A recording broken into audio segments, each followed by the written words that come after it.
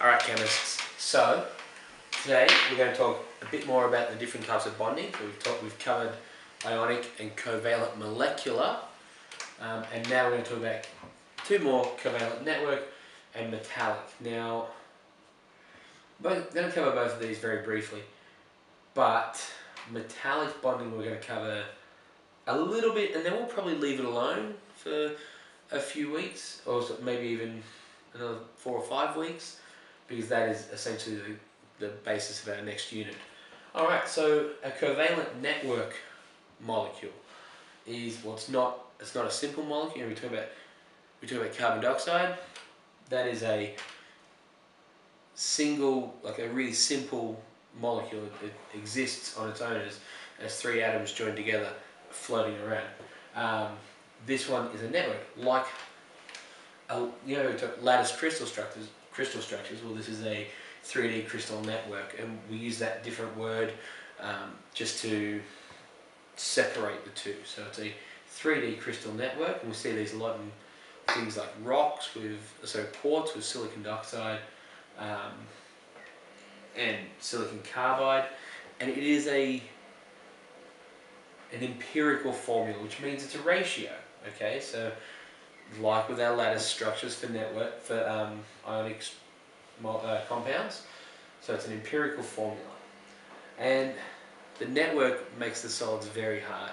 So really, when we're talking in solid state, it's only covalent molecules which are overly soft, generally across as a general rule. There are always exceptions. Metallic, so the cations are packed densely, and that's why that's why metals tend to be really heavy. The densely packed cations, but that means you've got the electrons which they would give away to an anion quite freely. They swing around in a delocalized sea of electrons. So delocalized means they're not attached to their cation or their atom anymore. So this is an expanded. Now normally they'd be really close together. The M plus here are the metal cations, and the red circles are the electrons. And you see that they move around. That's where electrical conductivity comes from. That is how easy it is for the electrons to move from one spot to the other. That's why they're highly electrically conductive. So they're very dense, and it's stuck together with all the electrons zipping around it. Now, we bring in a summary of the physical properties of the different bonding types. Okay, so covalent molecular is a low melting point, and this says at 100 kilopascals, and that's all of these. They're all at 100 kilopascals, and that's just because you enjoyed that concept so much.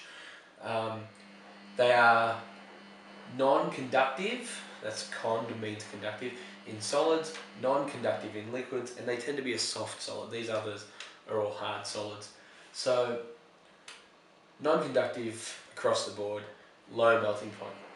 Covalent networks, these differ in being high melting point, okay, non-conductive in solids and non-conductive in liquids. But you see the difference is this high melting point, which means that network structure is, because it's bonded together, it requires extra energy to break it apart. So it's a high melting point to separate those molecules out.